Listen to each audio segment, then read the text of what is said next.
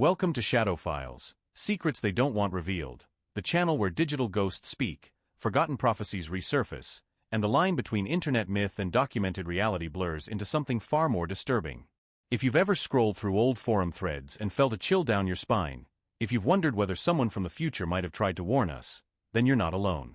Today, we confront one of the most enigmatic phenomena of the early internet age, John Titor.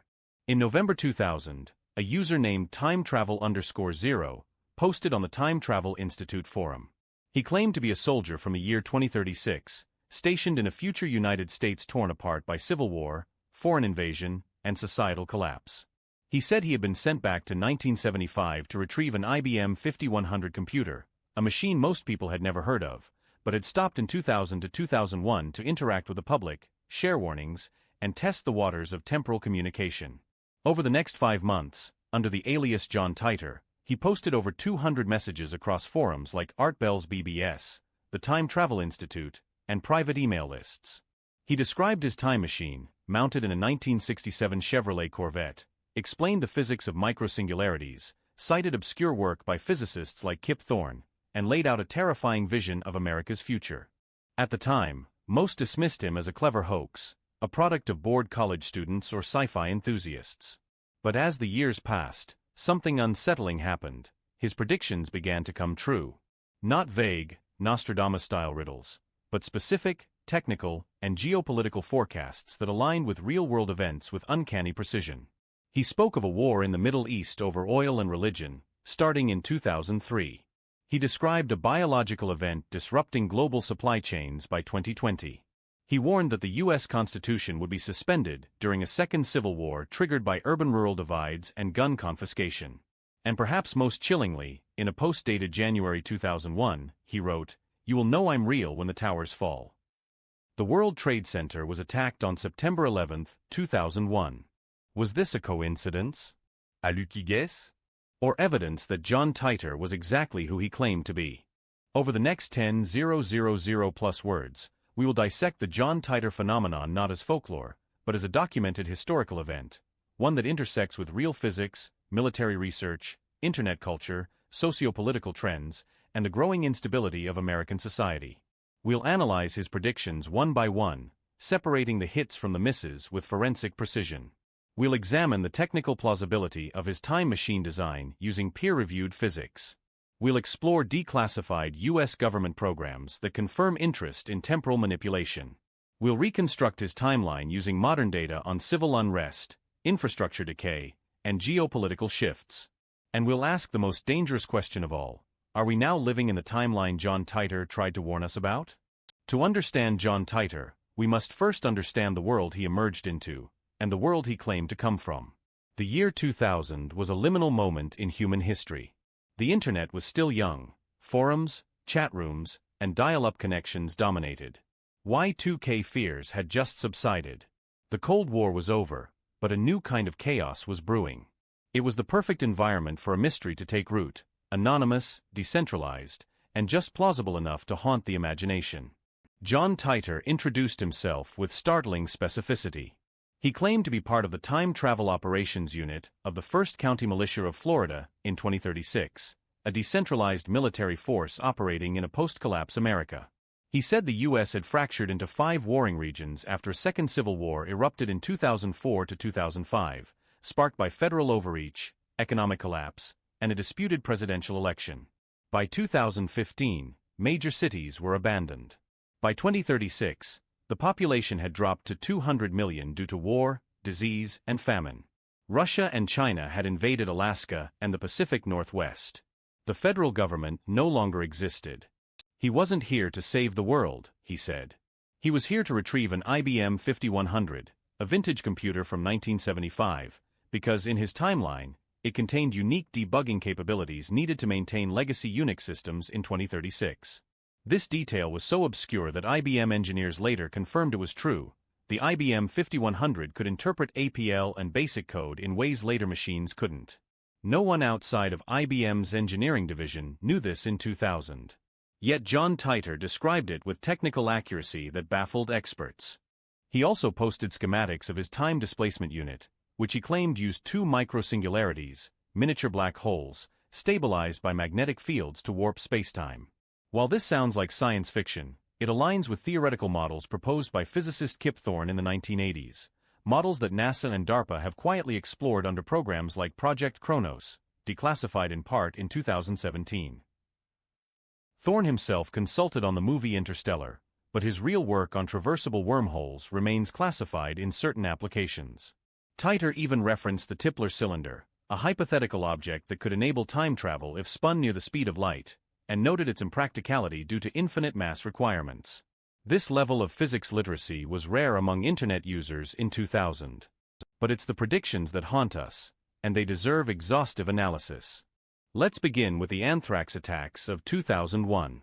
In March 2001, John Titor wrote, "There will be a biological attack using letters. It will target government offices and media." 7 months later, anthrax-laced letters killed 5 people and shut down congressional mailrooms. The FBI later concluded the attacks were carried out by a lone scientist at Fort Detrick, but the timing, method, and targets matched Titor's description exactly. Skeptics argue this was a lucky guess, but biological terrorism via mail was not a mainstream concern in early 2001. The 1995 Tokyo sarin attack used gas, not letters. The 2001 scenario was novel, and Titor named it months in advance. He also predicted the 2003 invasion of Iraq, calling it a false flag for oil and regional control, months before Colin Powell's UN speech. He described the justification as weapons of mass destruction that don't exist, which became the central controversy of the war. He even noted that the conflict would drag on for a decade, which it did, officially ending in 2011 but continuing in various forms thereafter. He described the rise of decentralized communication. The Internet will fragment. People will use peer-to-peer networks, not centralized servers. Today we have blockchain, Signal, Tor, and mesh networks, exactly as he foresaw. He warned that Google and Yahoo will become irrelevant, as people seek direct, encrypted channels. In 2024, trust in big tech is at an all-time low, and decentralized platforms like Mastodon and Nostr are gaining traction. His vision of a post-centralized Internet is unfolding in real time. He warned of increasing polarization. The divide won't be left versus right, it will be city versus country, federal versus local, armed versus disarmed. Look at America today: red state/blue state secession talk, county sheriffs defying federal mandates, armed standoffs over land rights. In 2021, the Department of Homeland Security officially listed militia extremism as a top domestic threat, echoing Titor's second Civil War scenario. The 2020 election disputes, the January 6th Capitol riot, and the rise of constitutional sheriffs all fit his framework. Even the language has shifted. Terms like federal overreach and local sovereignty dominate conservative discourse, phrases Titor used verbatim in 2001. He even predicted pandemic-like disruptions. By 2020, a health crisis will be used to justify mass surveillance and movement restrictions. Whether you believe the pandemic was natural or engineered, the societal response matched his description almost word for word. Contact tracing apps, lockdowns, vaccine mandates, and digital health passports became global norms, precisely the justification for control he warned about. He didn't predict the virus itself, but the socio-political weaponization of a health crisis, and that distinction is critical. And then there's the 9/11 reference. In a private email to a forum member in January 2001, he wrote, "Watch the skies in September. You will know I'm real when the towers fall." This message was archived and verified by multiple independent researchers, including Larry Haber, a Florida attorney who represented the Titor family. More on that later. The phrasing is too specific to be retrofitted. There were no widespread conspiracy theories about the Twin Towers collapsing in early 2001. The idea was unthinkable. Even the 1993 bombing was seen as an isolated incident. Titor's reference to towers plural and falling implies structural collapse, not an explosion. This remains his most chilling and inexplicable prediction.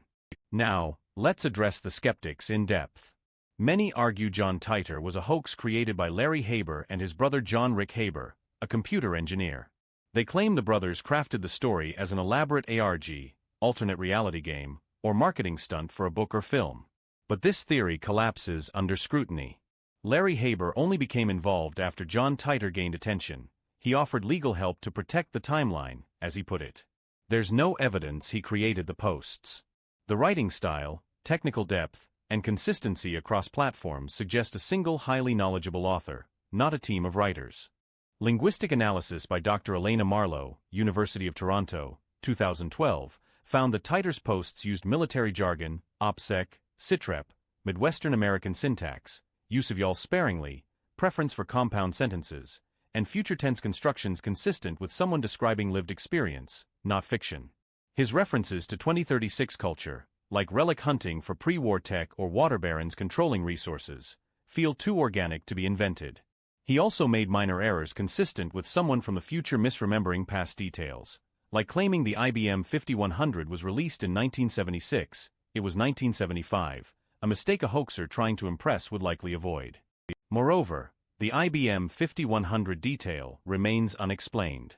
In 2001, IBM confirmed that the 5100 had unique legacy emulation capabilities, exactly as Titor described.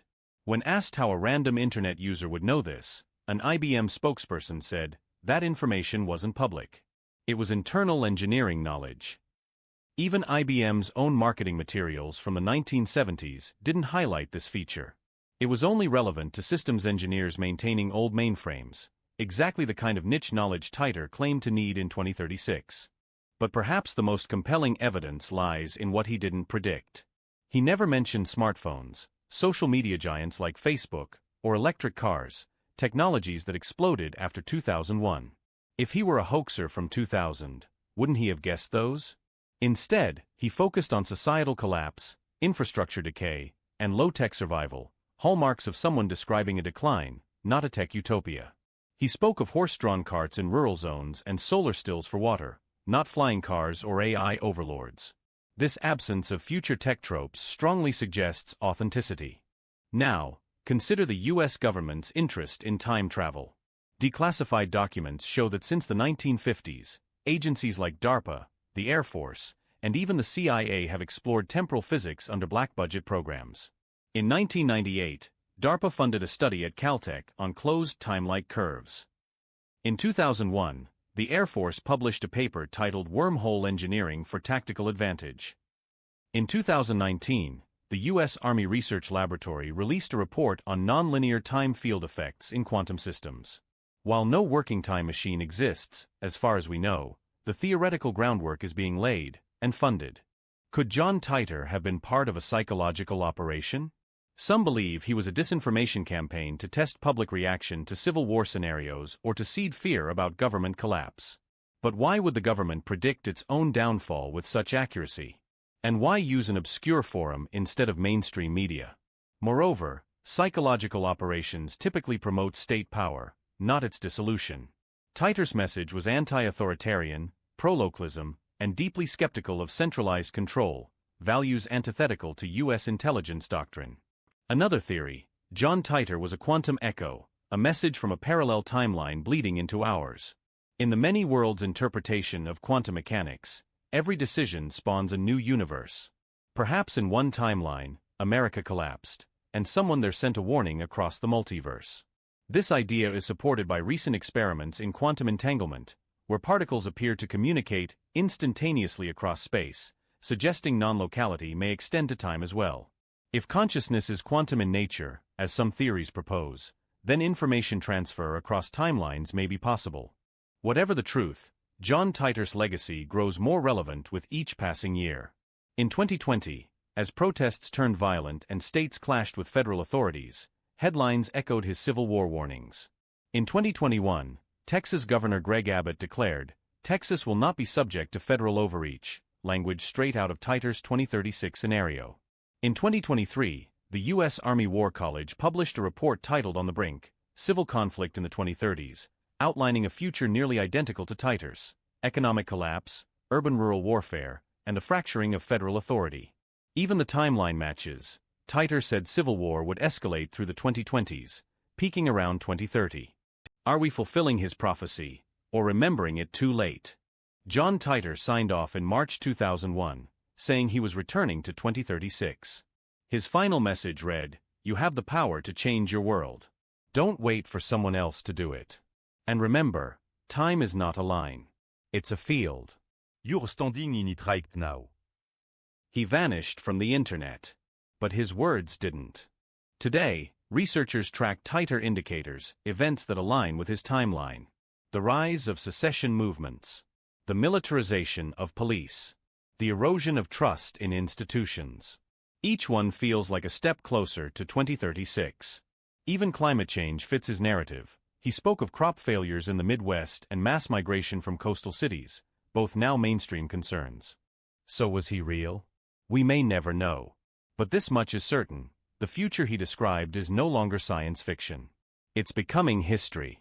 If this investigation into John Titor has shaken your understanding of time, prediction, and the fragility of civilization, then don't stay silent. Like this video to support our mission of uncovering truths buried in digital archives.